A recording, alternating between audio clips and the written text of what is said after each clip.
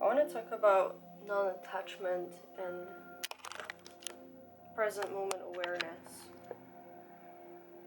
because being here in Japan, it's making me flow, it's making me feel so good about life. But I know that when I'm going to go back and, reality sets back in and I'm gonna have to make money, which is just a belief. A lot of people on this planet don't even work for money, first of all. But, there's a thought in the back of my mind that when reality sets in, I'm going to feel like shit again. And, I don't want to give that thought power anymore. I just want to be. And I know that I can't bring back Japan with me to my home, but what I can bring back is present moment awareness and the knowing that this too shall pass. Whether it's good or bad or anything in between, this moment is all that you have. I'm just watching the way the light reflects on my face right now and how beautiful this room is, and I'm really feeling into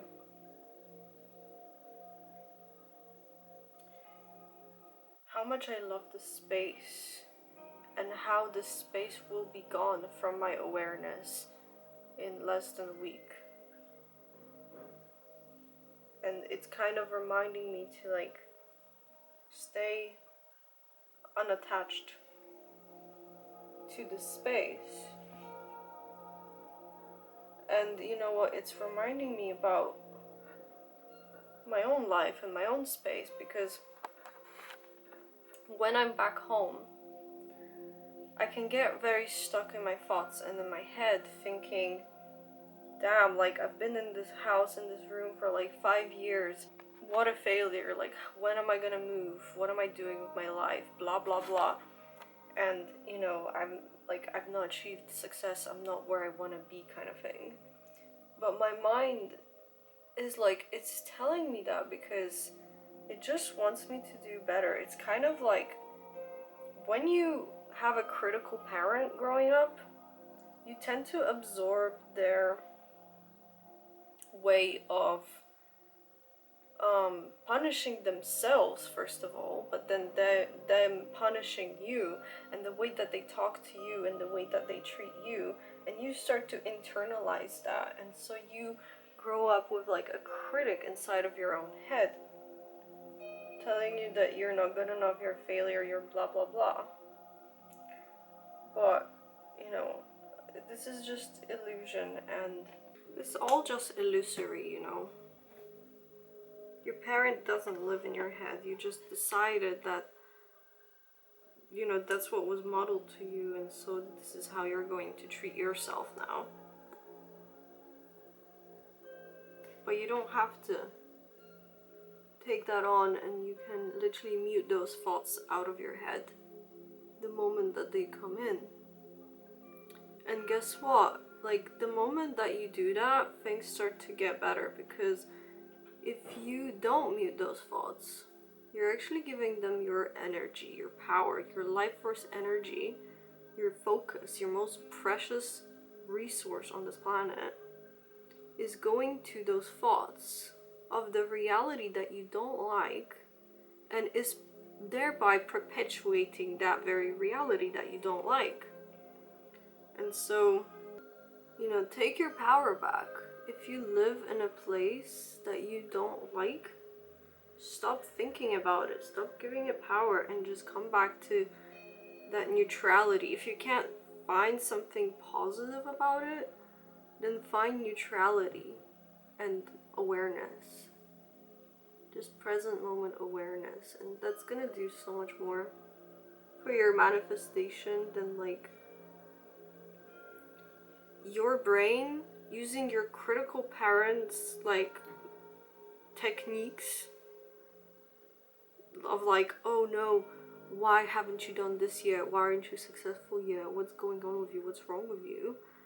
using those techniques that don't even work. You need to train your brain out of being critical about your reality, because it's not serving you, you know? I'll give you an example. When I was back home, I fucking hated it. Like, even though I live in a beautiful house and I'm very lucky to live there, my focus wasn't going there. My focus was going towards, oh, fuck these shitty flatmates. Oh my god, what am I doing here? This place is so dirty, it's so nasty, it's so messy, this area sucks, I don't feel safe here, blah blah blah blah blah.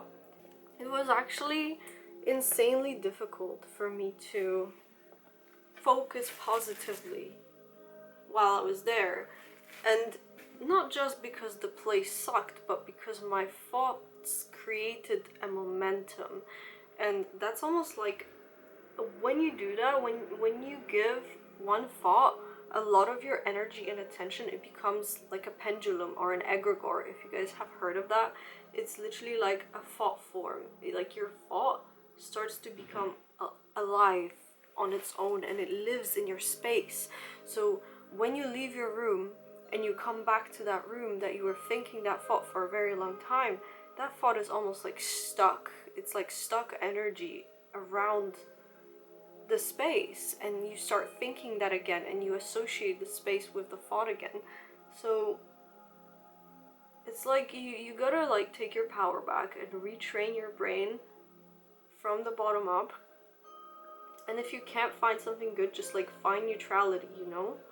Realize that you actually have the power to shift your space, because you could be in the shittiest area, but you could be in awareness, and you could find beauty and presence and goodness wherever you are. And that is like a very high spiritual practice, in my opinion, which I have definitely not mastered. I definitely feel more present and alive and, you know, full of life and juiciness when I am in a good environment, because I value beauty and I am sensual and I love these things and they make me feel a certain way, and it's so important for me to surround myself with these things. However, if my state is constantly dependent on my environment being perfect, then I'm disempowered, right?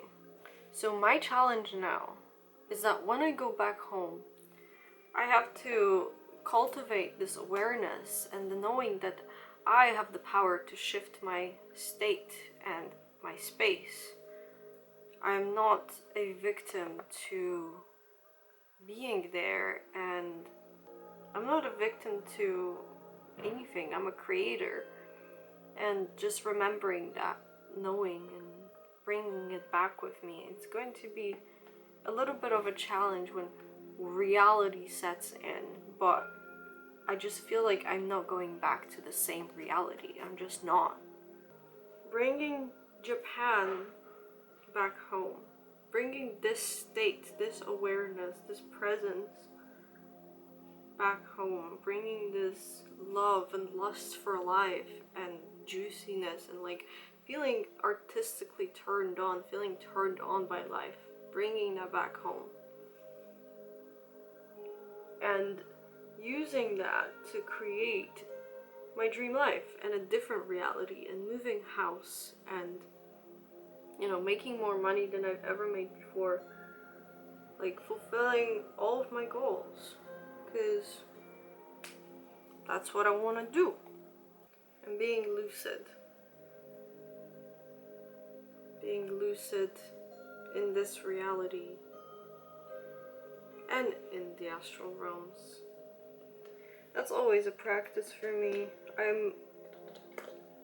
I'm very into astral projection and lucid dreaming. I'm not the most like I'm not an expert at it. I'm not the most lucid. I'm not like, I wouldn't be able to teach you guys about it, let's just say, but it is a passion of mine, and I just feel like the more lucid and aware you become in this reality, the more you can bring that awareness to the other one too.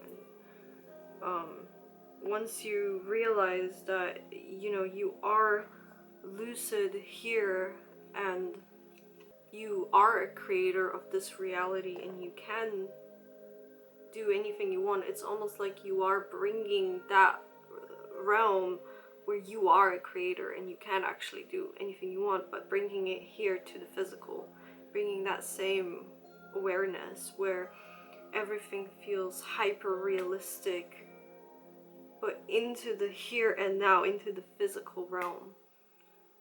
That is pretty cool. I'm going out into Kyoto today. I'm extremely excited. It's going to be so beautiful. And I will be making a vlog.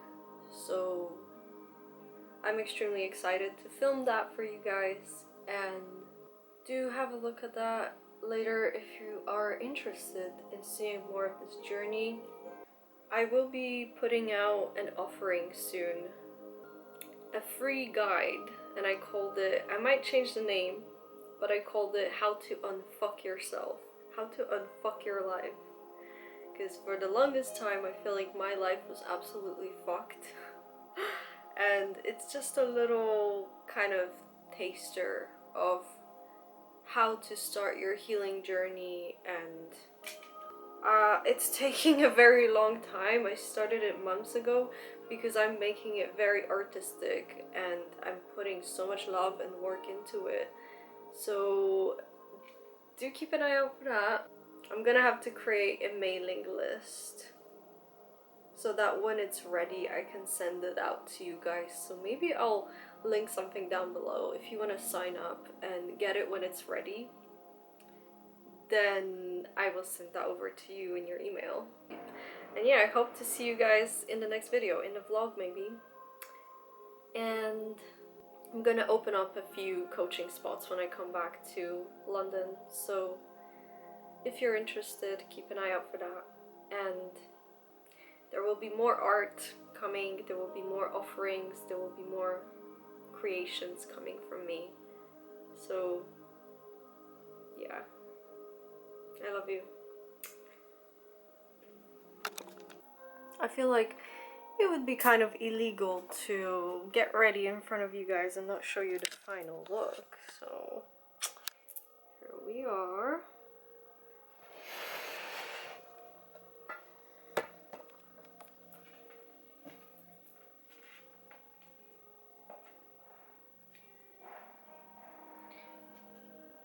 I just need to get some socks because I run out of clean socks and underwear, and Japan has like the cutest stuff, so I'm gonna go and get some. And I'm gonna go into Kyoto now. And you know what? This makeup is a little bit more low-key compared to what I have been doing while I was in Tokyo. But something that I have been doing while I was in Japan is dressing and adorning myself as though I am my highest self. And this is glamour magic if you've never heard of it, but it's essentially dressing to embody the state that you want to be in and create and embody. And I feel like I want to make a separate video on this because this is like a whole subject in and of its own, but I feel like dressing as my highest self has been really helping me step into that frequency. So I'll see you guys in the next video, and maybe I'll make a video about that. We'll see.